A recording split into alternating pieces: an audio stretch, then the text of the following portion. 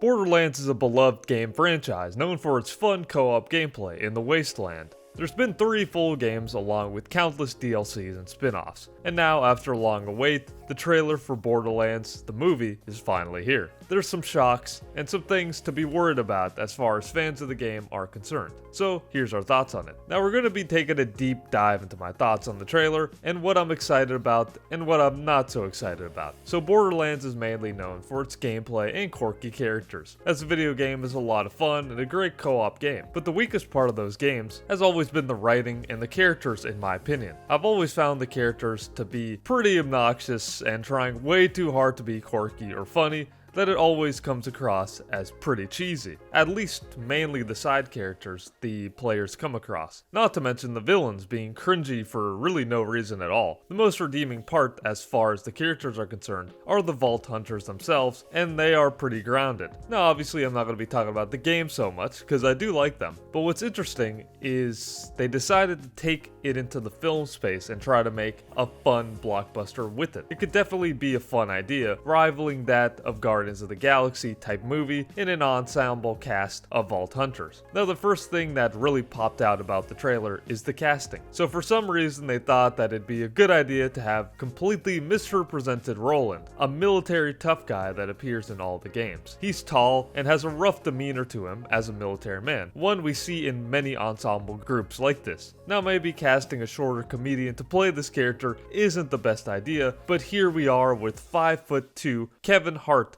playing Roland. It doesn't take long to see in the trailer that he's completely out of place. He cannot do serious roles to save his life, let alone action movies like this. This movie will obviously have comedy in it, but this just isn't it. Even if he matches the humor of Borderlands, which it doesn't look like he does, it's such bad casting for Roland and makes absolutely no sense. That's a big red flag. Moving on, we have 2 legendary actresses, Cate Blanchett and Jamie Lee Curtis, both of which always hold it down in their roles. As veteran actresses, I was pretty surprised that they both agreed to do a video game adaptation, let alone one like Borderlands. Blanchett plays Lilith and Curtis plays Tannis, both staple characters of the games. The casting with these two isn't bad. Lilith does look a lot younger than Blanchett in the game, but still compared to Hart, this seems like a much better option and a great actress nonetheless. Same with Jamie Lee Curtis. If nothing else, I know the two of them will hold it down the best they can, even if all else fails. Although the age again is completely off with both the characters.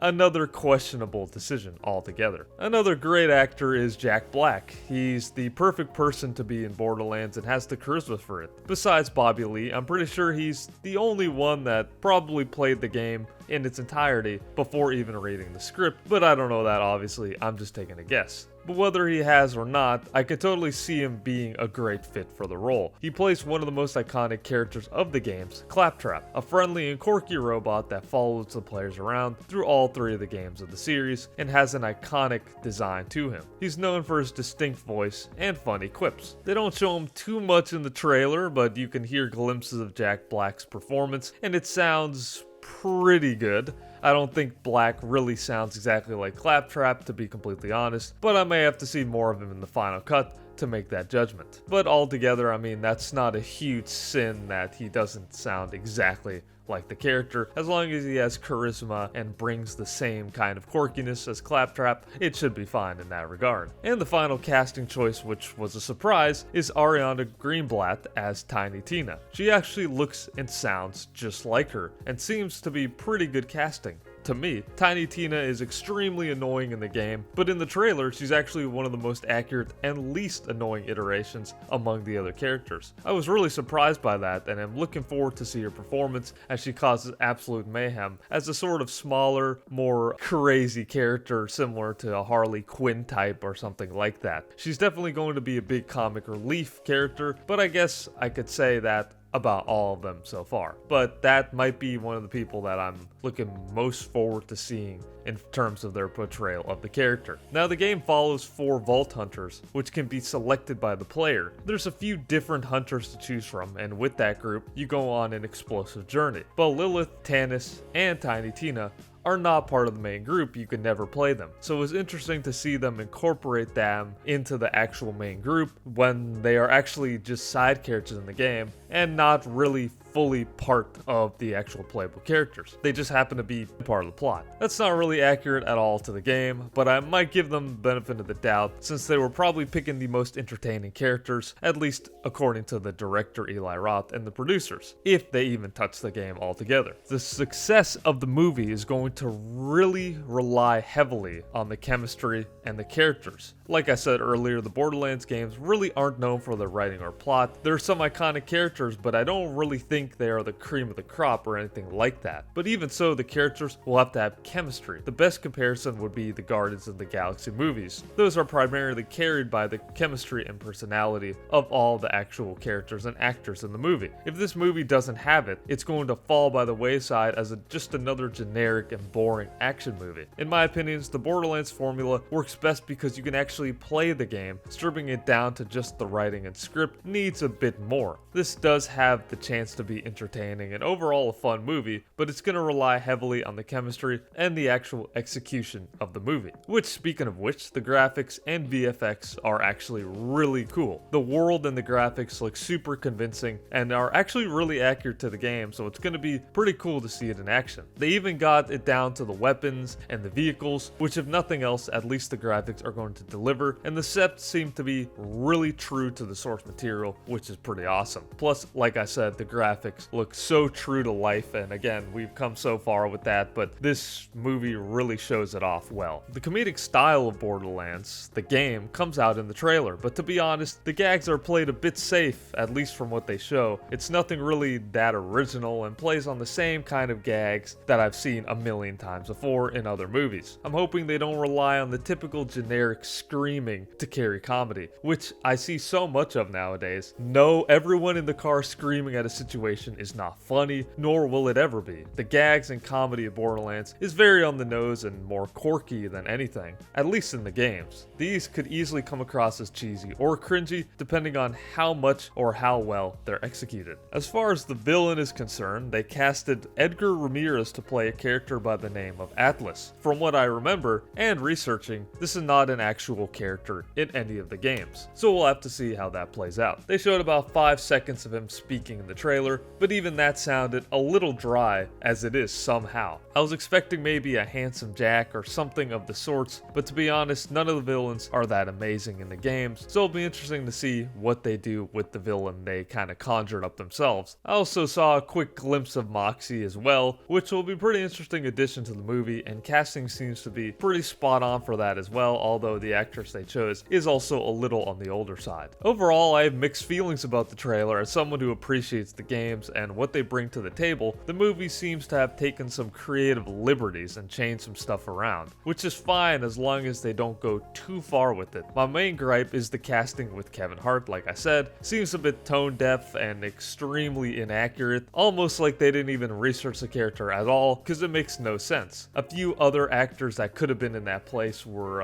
Idris Elba that was mentioned, Michael B. Jordan, and just a lot of other actors that could have played that more grittier role, along with at least looking or being the same height as them. But obviously, depending on who you ask, it might not even be that big of a deal. Also, the age difference seems to be completely different, as well as with Blanchett and Jamie Lee Curtis. So again, we're gonna have to see. Now, how accurate the movie is will depend on any of the actors, producers, or even director Eli Roth actually having sat down and played through the games, soaking up the atmosphere, all the lore and the characters, and developing them as intended. If they pull another Marvel situation where the creators don't even read the comics or the source material, this is going to be another flop, at least for the fans. So let's hope that they did. Speaking of which, I saw this comment, which was from a big diehard fan of the game, and kind of went through some of the inconsistencies with the movie and the game. They said, why is Roland shorter than Lilith, which we covered? Why does Lilith look like she's 40? Covered that. Why does Tannis look like she's 80? That's a bit of a stretch. Why does Tina look like she's in her late 20s? The thing with Tiny Tina, though, is she is a smaller character, but she's not like a child. So they would have had to get maybe a smaller actor to play her, but that that kind of, I can see why they did it. Why are they encountering Mouthpiece, a Borderlands 3 boss, when Roland is still alive? So this brings up another point as far as the timelines of the game. They seem to kind of have mixed 3 elements from all 3 of the games. Again, it is a very good point to bring up. You know, it seems like they're kind of taking liberties with the timeline and the characters as well. Why can Lilith be seen utilizing a flamethrower when she can literally explode people with siren powers? Okay, I mean, we're getting a little too granular with that one. Why are Lilith's siren powers not showcased in the trailer when it's literally the most exciting thing about the character? They might, we'll have to see. Why do these Atlas guys look like they are straight from the Power Rangers? That's pretty funny, they kind of did. And why is Krieg here when the rest of the cast and the title of the movie only revolve around the first Borderlands? Now, again, this is just from a fan or an inquiring viewer or whatnot, but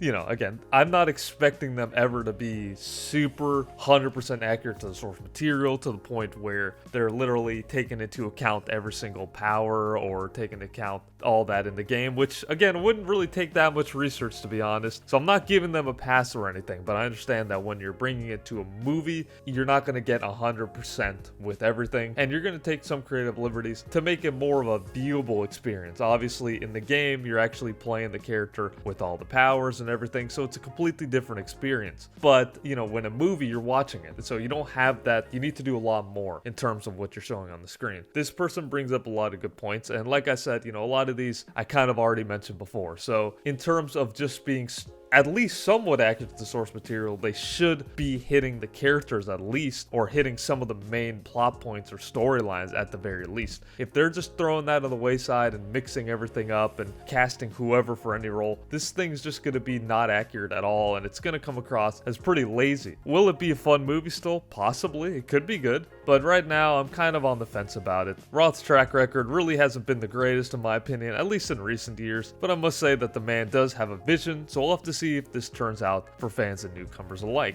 Adaptations in general don't really have the best track record either, and this one is very specific to the genre, which is really just a shoot 'em up at heart. So translating this into film, we'll have to see. There are some promising things, but this one seems like a toss-up, like I said, somewhere right in the middle. But what do you think of Borderlands the movie? Are you a fan of the games? And if so, do you think they'll do it justice? What do you think of the first initial thoughts of the trailer? Let me know below. Would love to hear your thoughts.